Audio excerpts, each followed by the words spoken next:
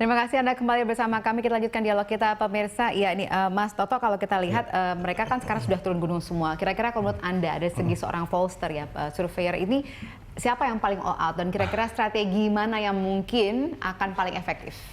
Kalau secara kualitatif beberapa hari terakhir kita harus mengatakan SBY yang paling all out ya. Karena bagaimana aktifnya dia muncul langsung misalnya dalam kampanye akbar, dalam mengumpulkan forum RT RW, bagaimana bahkan forum RT RW ditarik mendekati Cikeas, di Sentul begitu kan misalnya, bagaimana kemudian dia juga aktif sekali melakukan tweet. Jadi kalau dari sisi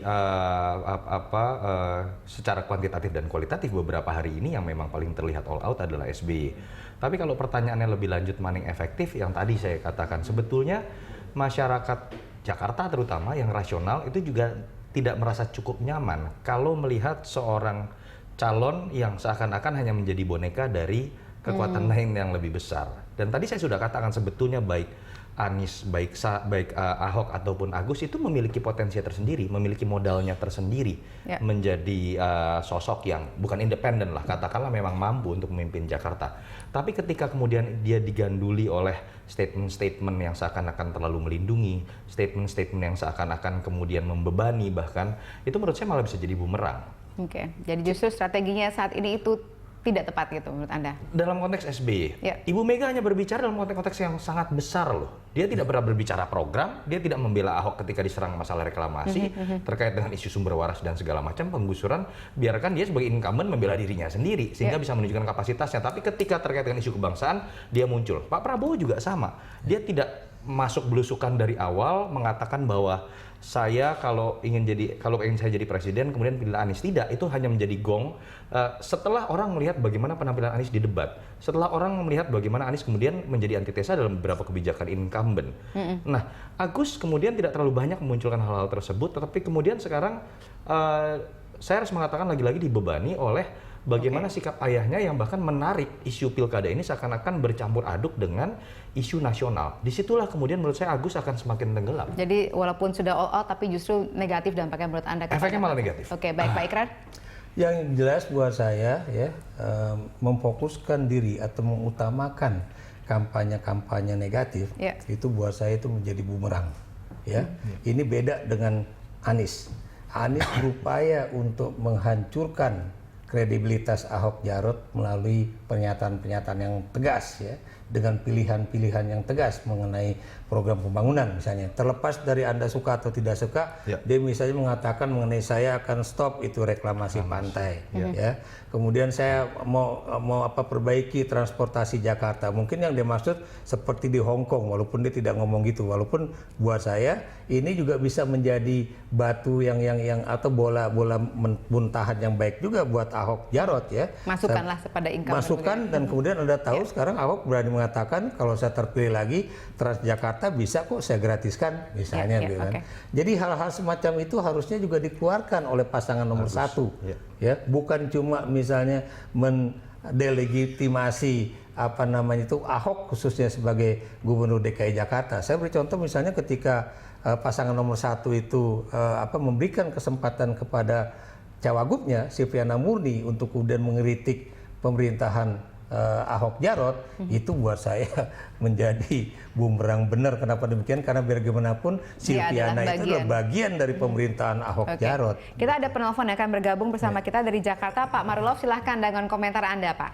Selamat malam. Malam, silahkan Pak. Ya, selamat malam Pak Ikrar. Malam. Malam Pak Yunarto. Malam Pak. Ya, jadi begini, kalau saya ini tidak terlalu kaget lah kalau kemudian pada saat ini Agus itu suaranya turun. Kenapa Pak? Karena kesan saya ketika dicalonkan menjadi cagup itu sangat dipaksakan, ya. Kan beritanya itu kan waktu itu Agus itu lagi aja di Australia, kemudian ditelepon untuk jadi cagup. Nah, kita nggak tahu lah pertimbangan apa Presiden SBY untuk mencalonkan Agus, nggak tahu kenapa. Tapi yang jelas Agus itu tanpa pengalaman ya di birokrasi sipil, ya kan. Sedangkan dua lawan lainnya, Ahok dan Anies, sudah cukup pengalaman di birokrasi sipil juga di bidang politik. Oke, terima kasih Pak Malo sudah menyampaikan pendapat Anda. Selamat malam. Ya.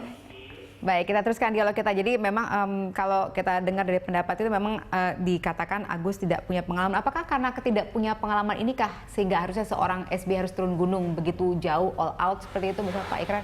Ya tadi seperti dikatakan oleh Bung Toto ya, harusnya biarkan anak itu matang. Jangan kemudian ketika tahu bahwa kurang matang kemudian langsung dibela mati-matian, dan pembelaannya lagi-lagi bukan malah memberikan suatu nilai yang positif, malah menjadi sangat negatif. Itu yang buat saya menjadi satu hal yang agak riskan ya. Dan saya menyambung tadi pernyataan Bung Toto ya, yang mengatakan bahwa kalau kita lihat yang all out, memang SBY all out. Tapi the problem is dia all out sebagai pribadi, ayah dari Agus Yudhoyono.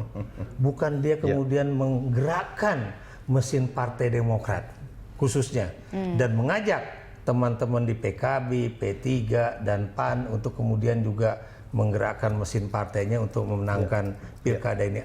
Sekarang saya mau nanya sama Anda, dan mungkin Bung Toto bisa menjawabnya juga. Apakah kemudian unsur-unsur dari PAN, P3 dan PKB nampak di dalam kampanye Agus Silvi? I don't think so. Ini yang menjadi beban psikologis buat Agus juga ya. Jadi saya melihat bahwa lebih banyak Demokrat atau lebih banyak SBY sendiri sebagai a person, bukan sebagai ketua umum partai yang kemudian menggerakkan mesin partainya, tapi sebagai person. Sementara Megawati dan Prabowo itu justru berupaya menggerakkan mesin partainya juga. Ada juga ini pendapat yang menurut saya menarik begini. Jadi contoh bagaimana mungkin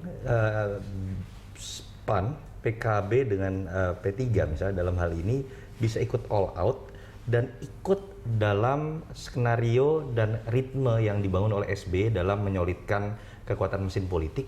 Ketika yang misalnya dicuitkan, ketika yang dibicarakan adalah, mohon maaf, sekarang malah isunya seakan-akan bertentangan dengan rezim Jokowi. Iya, Jokowi. Sementara tiganya ada di situ. P3 adalah bagian dari pemerintah. Saya meyakini sekali sulit buat ketua-ketua umum ini kemudian untuk mengikuti ritme cuitan-cuitan dan apa yang diutarakan oleh SBY, karena batasannya sangat jelas buat mereka. Mereka menjadi bagian dari kekuasaan. Itu yang menurut saya bagaimana apa yang dilakukan oleh SBY malah kemudian menjadi beban dan membuat kemudian pihak-pihak lain dalam barisan koalisinya menjaga jarak untuk ikut dalam proses pemenangan ini begitu. Oke, nah kita lihat tokoh-tokoh ini sudah ikut turun gunung dari sekarang, kemudian mungkin pilkada akan dilakukan pada 15 Februari yang akan datang, dan kemudian hasilnya misalnya kalau satu putaran, oke, selesai semua tugasnya. Nah, bagaimana kalau ternyata ada putaran kedua? Apakah tokoh-tokoh ini kemudian akan mengalihkan dukungannya ke pasangan calon yang lain misalnya? Saya bisa berani mengatakan belum tentu, khususnya antara pasangan nomor 1 dengan pasangan nomor 3. Ya, kenapa demikian? Karena kalau Anda lihat pernyataan Prabowo itu sangat negatif banget terhadap SBY. Kita sambung lagi di segmen berikutnya. Pemirsa, kami harap Anda tetap bersama kami.